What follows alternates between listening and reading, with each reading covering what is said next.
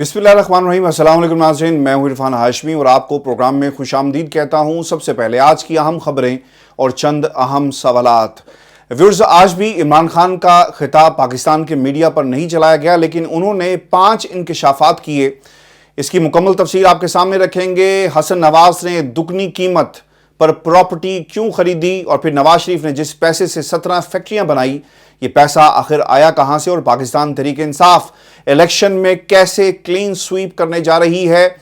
ये भी हकीकत कौम के सामने रख दी है खान साहब ने। और फिर नेशनल क्राइम एजेंसी ने मलक रियाज का पैसा क्यों फ्रीज किया, शौकत खानम हस्पताल को क्यों हुकूमत बार बार नोटिस पर नोटिस भेज रही है, और फिर तहरीक इंसाफ की सेनेटर का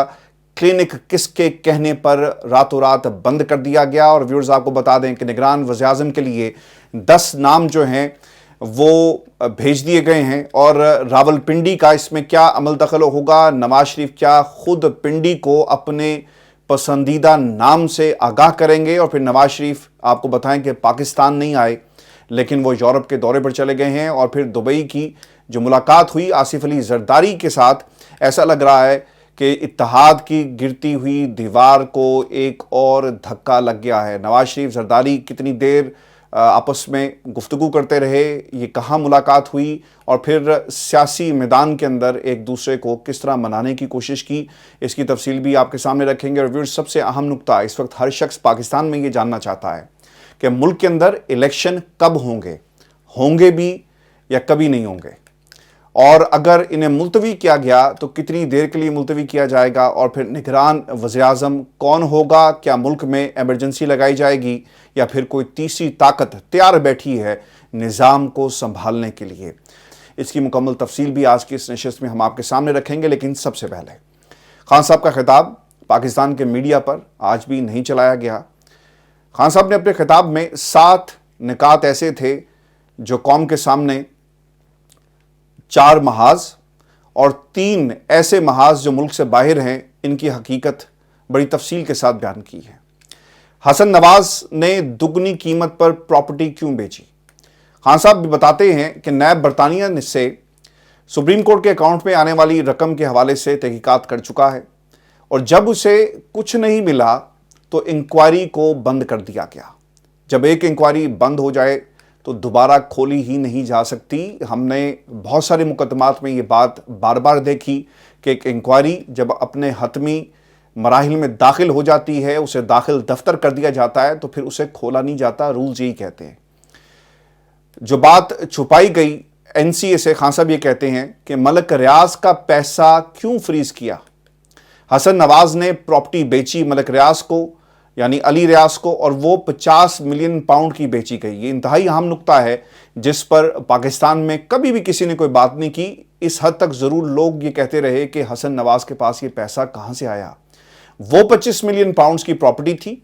तो ये 50 मिलियन के अंदर कैसे बेच दी गई। इस पर नेशनल क्राइम एजेंसी जो है बरतानिया की, वो उसने तहकीक की। इस पर कोई ये बात नहीं कर रहा कि मलक रियाज ने क्यों इतनी महंगी प्रॉपर्टी जो है वो खरीदी। अब दूसरी जो चीज़ खान साहब की तरफ से जिसकी निशानदही की गई, नवाज शरीफ की 17 फैक्ट्रियाँ जी। नवाज शरीफ साहब ने, जो हमेशा से इनका किरदार रहा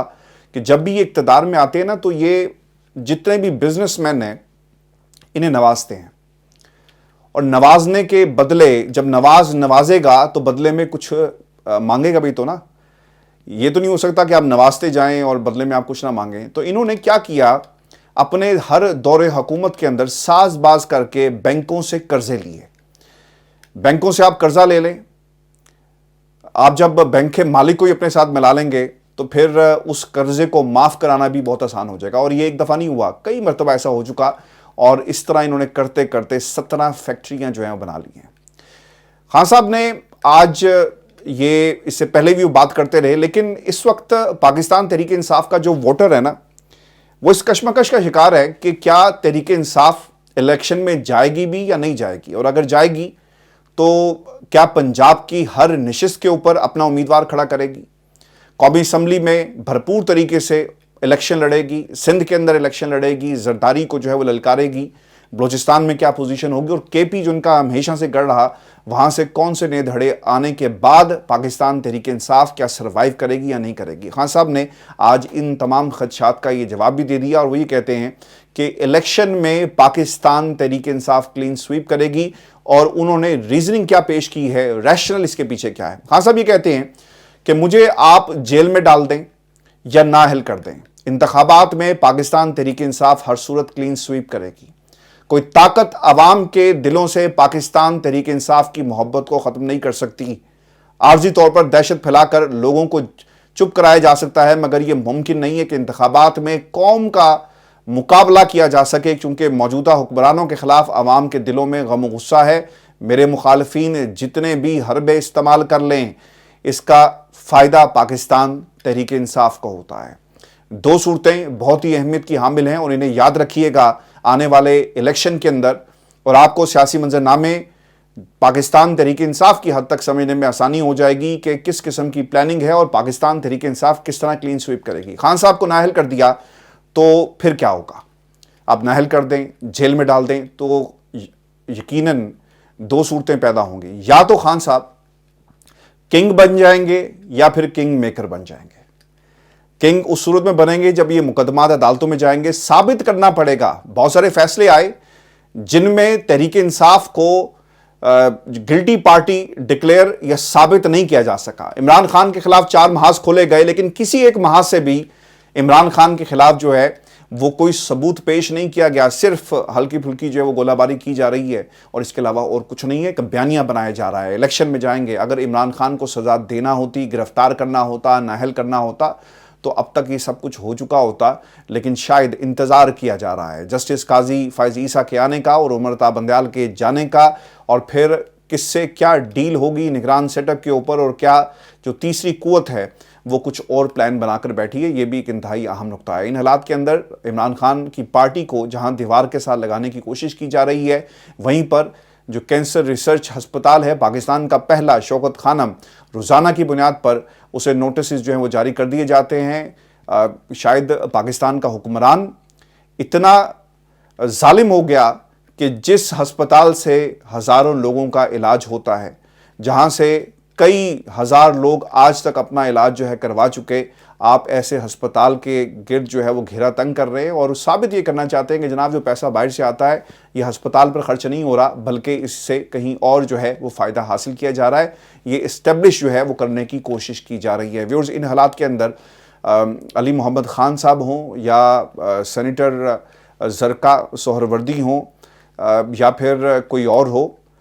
پاکستان تحریک انصاف کے خلاف اسی طرح گھیرا جو ہے وہ تنگ کیا جا رہا ہے. اب خان صاحب نے جو ڈاکٹر زرقا ہیں ان کے کلینک کو سیل کرنے کے حوالے سے بھی ذکر کیا. آپ نے تنقید کی خواجہ آصف پر, لیکن ان کا کلینک جو ہے وہ بند کر دیا جاتا ہے. اور پھر جب سوال کیا کہ وہ کس نے کیا, کیونکہ ڈسٹرکٹ ہیلتھ آفیسر یہ کہہ چکے کہ میرا اس سے کوئی تعلق نہیں ہے, اس کا بھی حوالہ جو ہے وہ دیا. پھر سب سے جو اہم بات تھی, اور آپ نے اس کو بھی یاد رکھنا ہے, کیونکہ اس سے پہلے عدالت کا ایک فیصلہ آیا کہ عمران خان کے خلاف جس طرح کے ثبوت پیش کرنے کی کوشش کی گئی پروسیکیوشن کی طرف سے, پولیس کی طرف سے, وہ مضحکہ خیز تھے. ایک شخص اپنی گرفتاری کروائے اور پھر احتجاج کروائے, یہ کیسے ممکن ہے؟ اور جس طرح سے پولیس کی طرف سے جو کچھ کیا گیا سپریم کورٹ آف پاکستان کے فیصلے کی روشنی میں, تو یہ ایک ایسا فیصلہ ہے جو 9 مئی کے تمام جو جس طرح سے بیانیہ بنا رہا تھا اسے زمین بوس کر دیتا ہے. ان حالات میں علی محمد خان کا اور شہریار افریدی کے کیس کا بھی حوالہ دیا گیا ہے خان صاحب کی طرف سے, اور وہ یہ کہتے ہیں کہ اس کا مطلب یہ ہوا, چونکہ یہ دونوں رہا ہو گئے, کہ وہ بے قصور تھے, ان کا تشدد میں کوئی ہاتھ نہیں تھا. آج بھی خان صاحب ڈٹ کر یہ کہتے ہیں کہ 9 مئی کے واقعات کی مذمت کرتا ہوں, جو کچھ ہوا غلط ہوا, لیکن آزادی اظہار کا حق ہر پاکستانی کو یہ اس کا حق ہے کہ وہ کرے, لیکن جنہوں نے یہ کیا وہ مجرم ہیں اور انہیں انصاف کے کٹہرے میں لایا جائے. شہریار پر GHQ حملے کا کیس تھا, وہ اس میں بھی شریک نہیں تھے. علی محمد خان, شہریار افریدی کو توڑنے کی کوشش کی گئی, وعدہ معاف گواہ بننے کے لیے کہا گیا, پریشر ڈالا گیا. محمود الرشید حق پر کھڑے ہیں, ڈاکٹر یاسمین راشد کو بھی وعدہ معاف گواہ بننے کا کہا جا رہا ہے, وہ بھی ڈٹ کر کھڑے ہیں. عمر چیمہ کے ساتھ بھی یہی کچھ کیا جا رہا ہے. خان صاحب کہتے ہیں کہ میں سلام پیش کرتا ہوں اس جج کو جس نے ظلم کے دور میں سچ پر کھڑا ہونا آسان نہیں سمجھا اور وہ کھڑا ہو گیا، چونکہ کچھ بھی ہو سکتا ہے جب آپ اس قسم کے فیصلے جو ہیں وہ سسٹم کے خلاف جا کر دیتے ہیں۔ پھر توشہ خانہ کا ذکر بھی ہوا ہے جی اس تقریر کے اندر، اس خطاب کے اندر، اور کچھ اہم انکشافات توشہ خانہ کے حوالے سے بھی کیے گئے۔ خان صاحب یہ کہتے ہیں کہ ایسا لگ رہا ہے کہ توشہ خانہ کا کیس جو ہے نا ایسے اسے چلایا جا رہا ہے جیسے اس کا ملٹری ٹرائل ہو رہا، روزانہ کی بنیاد پر، اور پھر سوال نامے اور سوال اس طرح کے بھیجے گئے جس میں یہ پوچھا جا رہا ہے کہ آپ نے یہ گفٹ کس کو بھیجا، کس قانون کے تحت یہ سوال بنتا ہے۔ خان صاحب کہتے ہیں کہ میرا گفٹ تھا، میں جس مرضی کو دوں، آپ مجھ سے پوچھنے والے یہ کون ہوتے ہیں۔ اگر کوئی سوال ایسا ہو جس کو جہاں پر خان صاحب نے قانون کو توڑ کر کوئی عمل پورا کیا ہو تو یقیناً ایسا سوال ضرور بھیجیں، لیکن اس طرح کے سوالوں کا خان صاحب کہتے ہیں کہ میرے پاس کوئی جواب نہیں ہے۔ پھر سائفر کیس کے حوالے سے انہوں نے یہ کہا کہ آپ نے سائفر پبلک کیا، میں نے نیشنل سیکیورٹی کمیٹی کے سامنے رکھی، وہاں سے یہ پبلک ہوئی، اس سے سیکرٹ نہیں رہتا کوئی، اور سیکرٹ تو یہ تھا کہ سائفر سے ہماری گورنمنٹ بدلی گئی، اصل انکوائری یہی ہونی چاہیے، ذمہ دار جنرل باجوہ تھا، اور اس لیے کہ کسی کی جرت نہیں ہوئی کہ اس کی تحقیقات کرواتا، اور آج بھی کسی کی جرت نہیں ہے کہ ایک سابق آرمی چیف کے خلاف جو ہے ایک اس قسم کی انکوائری کروائی جائے۔ ویورز، جب خان صاحب کی یہ تقریر ہوئی اسی سیاسی منظرنامے کے اوپر نگران وزیر اعظم کون ہوگا، دوسری طرف حکومت جو ہے یہ کھیل کھیل رہی ہے۔ نگران وزیر اعظم کہیں دبئی میں گمشدہ ہے، لاپتہ ہے، اور وہاں سے وہ نکل نہیں رہا۔ دبئی ملاقات کا جو حال احوال ہے وہ بھی اب سامنے آ چکا ہے، اور دبئی میٹنگ کے حوالے سے کچھ انکشافات بھی ہوئے ہیں۔ جس طرح جب پی ڈی ایم حکومت پچھلے سال آئی تو یہ کیا سرائی کی جا رہی تھی کہ کچھ ہی عرصے بعد معاشی ایمرجنسی لگا دی جائے گی، اور بار بار یہ کہا جا رہا تھا کہ ہمارے حالات ایسے نہیں ہیں، ہمیں ملک کو بچانا ہے۔ ملک کو تو نہیں یہ بچا سکے، یہ اپنے گھروں کو اور اپنی سیاست کو بچانے کی انہوں نے ناکام کوشش جو ہے وہ ضرور کی ہے، کیونکہ ابھی فیصلہ عوام کی عدالت سے آنا باقی ہے۔ بلکہ اسی طرح اب بھی یہ آپشن موجود ہے۔ نواز شریف اور آصف علی زرداری کے درمیان طویل بیٹھک ہوئی ہے جی، اور پیر کی رات کو یہ بیٹھک ہوئی، بتایا جا رہا ہے جو رپورٹ ہوئی ہے پاکستان کے میڈیا کے اوپر، اور ان مشاورتی اسے اجلاس کہیں، مشاورت کی بیٹھک کہیں، تقریباً 2.5 گھنٹے تک یہ جاری رہی، اور یہ میٹنگ جو ہے دبئی کے ایک ہوٹل کے میٹنگ روم میں اسے کیا گیا۔ دبئی میں موجود سیاسی بیٹھک میں ملک میں معاشی ایمرجنسی پر بھی گفتگو ہوئی ہے، جس کے تحت الیکشن کو 6 ماہ کے لیے مؤخر کرنے کے امکانات پر بھی گفتگو کی گئی ہے، اور یہ دونوں طرف سے بات کی جا رہی ہے۔ چونکہ یہ سوٹ کرتا ہے نواز شریف صاحب کو، یہ شاید سوٹ نہ کرتا ہو آصف علی زرداری کو، لیکن میری کچھ لوگوں سے پاکستان پیپلز پارٹی میں یہ بات ہوئی، اور میں نے یہی سوال ان کے سامنے جب رکھا تو انہوں نے مجھے آگے سے کہا کہ جناب کیوں سوٹ نہیں کرتا آصف علی زرداری صاحب کو، جو وہ چاہتے ہیں اگر دے دیا جائے تو یہ ان کو بالکل سوٹ کرتا ہے۔ اور پھر ویورز، ان حالات میں آپ کو یہ بھی یاد رکھنا ہوگا، آصف علی زرداری صاحب اور نواز شریف صاحب اگر 6 ماہ کے لیے کچھ ایسا نظام اور نگران حکومت کو وقت دے دیتے ہیں، کیونکہ پریشر یہیں سے آنا ہے کہ ہمیں انتخابات میں جانا چاہیے، اور اگر یہ پیچھے ہٹ جاتے ہیں تو پھر یقیناً جو ملک کا صدر ہے وہ عارف علوی صاحب رہیں گے، تو پھر ان کی کیا پوزیشن ہوگی، اور پھر اگر یہی پوزیشن یعنی صدر کی پوزیشن جو ہے وہ پلیٹ میں رکھ کر یا کوئی بڑی وزارت جو ہے وہ آصف علی زرداری صاحب کو دے دی جاتی ہے تو یقیناً یہ بات مانی جا سکے گی۔ اس مشاورتی اجلاس کے اندر کسی معاشی ماہر کی نگران وزیر اعظم بننے پر بھی بہت زور دیا گیا، کیونکہ نون لیگ یہ سمجھتی ہے کہ اگر ہم اپنا سیاسی کیپٹل داؤ پر لگاتے ہیں اور اپنا وزیر اعظم لگا کر مشکل حالات اور مشکل فیصلے کرتے ہیں تو شاید پاکستان پیپلز پارٹی کو بھی آگے بڑھنا چاہیے، اور الیکشن جس سے ہم چاہتے ہیں کہ کچھ وقت کے لیے ملتوی ہو جائیں، آپ ہمارا ساتھ دیں۔ مگر آصف علی زرداری ملک میں فوری انتخابات کے بعد معاشی بہتری کے لیے اقدامات پر ڈٹے ہوئے ہیں۔ گھنٹوں کی مشاورت میں کئی نام زیر بحث آئے، خصوصاً جنوبی پنجاب سے تعلق رکھنے والی غیر سیاسی شخصیت پر طویل سیشن ہوا، مگر حتمی فیصلہ ابھی تک نہیں ہو سکا۔ ادھر پاکستان میں بھی سیاسی درجہ حرارت اپنے عروج پر ہے، نگران سیٹ اپ پر مشاورت جاری ہے۔ شہباز شریف نے پاکستان ڈیموکریٹک موومنٹ کے سربراہ فضل الرحمان سے نگران سیٹ اپ پر مشاورت کی ہے، اور رانا ثناء اللہ نے رات ہی یہ کہہ دیا تھا کہ تجویز ہے کہ ٹیکنوکریٹ یا ریٹائرڈ جج کو نگران وزیر اعظم نہیں ہونا چاہیے، چونکہ ٹیکنوکریٹ کبھی نیوٹرل نہیں ہوتے۔ وہ کہنا یہ چاہ رہے ہیں کیونکہ ان حضرات کا کوئی سیاسی سٹیک نہیں ہوتا، لہٰذا انہوں نے عوام کے درمیان بھی نہیں جانا، تو فیصلے کرنے میں شاید انہیں ویسی دشواری نہ ہو، اور جو کہیں سے حکم آئے گا یہ اس کے اوپر مینوون جو ہے وہ عمل کرتے رہیں گے۔ اب ایک طرف نواز شریف بضد ہیں کہ نگران وزیر اعظم ایسا بندہ ہو جو کہ معاشی معاملات کا علم رکھتا ہو، تو دوسری طرف رانا ثناء اللہ کہتے ہیں کہ نگران وزیر اعظم سیاستدان ہونا چاہیے، یعنی نواز شریف نے ابھی تک اپنے پتے اپنے قریبی رہنماؤں کو بھی نہیں دکھائے، اور شاید آخری وقت پر جا کر جو ہے یہ اپنے پتے ریویل کریں گے۔ لیکن ویورز آپ کو بتا دیں کہ نگران وزیر اعظم کے لیے 10 نام جو پنڈی کا کیا رد عمل ہو سکتا ہے ممکنہ طور پر، یہ بھی ایک انتہائی اہم سوال ہے، چونکہ 10 نام جو ہیں وہ تیار کیے گئے ہیں، اور پھر نواز شریف کیا راول پنڈی کو یہ نام خود دیں گے؟ اب میں آپ کو بتا دیتا ہوں کہ پاکستان پیپلز پارٹی فیصل کریم کنڈی صاحب نے یہ انکشاف کیا ہے کہ نگران وزیر اعظم کے لیے 5 نام پیپلز پارٹی اور مسلم لیگ نون کی کمیٹی نے شیئر کر دی ہیں، یعنی دونوں طرف سے یہ نام آ گئے، اور وہ یہ بھی کہتے ہیں کہ نگران حکومت کا کام صرف الیکشن کرانا ہے۔ لیڈرشپ اور دیگر پارٹیوں سے مشاورت کے بعد نگران وزیر اعظم بنے گا۔ قانونی طور پر شہباز شریف نگران وزیر اعظم کی تعیناتی کے لیے اپوزیشن لیڈر راجہ ریاض سے مشاورت کے پابند ہیں۔ آرمی ایکٹ اور الیکشن ایکٹ کے حوالے سے وہ کہتے ہیں کہ نون لیگ بل براہ راست پارلیمنٹ میں لائی، ہمیں اعتماد میں نہیں لیا گیا، جس کی وجہ سے رضا ربانی صاحب نے احتجاجاً واک آؤٹ کیا، اور پاکستان پیپلز پارٹی نگران حکومت کو منتخب حکومت جیسے اختیارات دینے کے حق میں بالکل بھی نہیں ہے۔ نون لیگ نگران وزیر اعظم کے حوالے سے کیا کہتی ہے؟ ویورز، ایاز صادق صاحب جو ہیں اسپوکس پرسن کے طور پہ سامنے آئے، اور انہوں نے یہ کہا کہ جس پر کوئی انگلی نہیں اٹھائے گا وہی ہمارا نگران وزیر اعظم ہوگا۔ مجھے کسی ایسی بحث کا نہیں پتا جس میں اسحاق ڈار کا نام نگران وزیر اعظم کے لیے آیا ہو۔ وہ کہتے ہیں کہ نگران وزیر اعظم سے متعلق ابھی تک کسی کے نام پر بحث نہیں ہوئی، تاہم اس کے لیے اتحادی جماعتیں بیٹھ کر نام پر بحث کریں گی، فائنلائز کیا جائے گا۔ اور وہ یہ بھی کہتے ہیں کہ نگران حکومت کو اس لیے اختیارات دے رہے ہیں تاکہ کام چلتا رہے۔ IMF، ورلڈ بینک اور فلڈ سے متعلق معاملات چلانے کے لیے اقدامات کر رہے ہیں۔ نگران سیٹ اپ میں چلنے والی چیزوں کو ہینڈل کرنے کے لیے اختیارات دے رہے ہیں۔ اسمبلی میں PTI کی خواتین سے متعلق جو ریمارکس تھے اس کے اوپر بھی انہوں نے کہا کہ مجھے بہت دکھ ہے۔ چلیں کم از کم خواجہ آصف صاحب کو جو انہوں نے خواجہ آصف صاحب نے تو خیر انکار کر دیا، انہیں کوئی دکھ نہیں تھا، لیکن ویورز اب نام جو ہیں وہ 5 آ گئے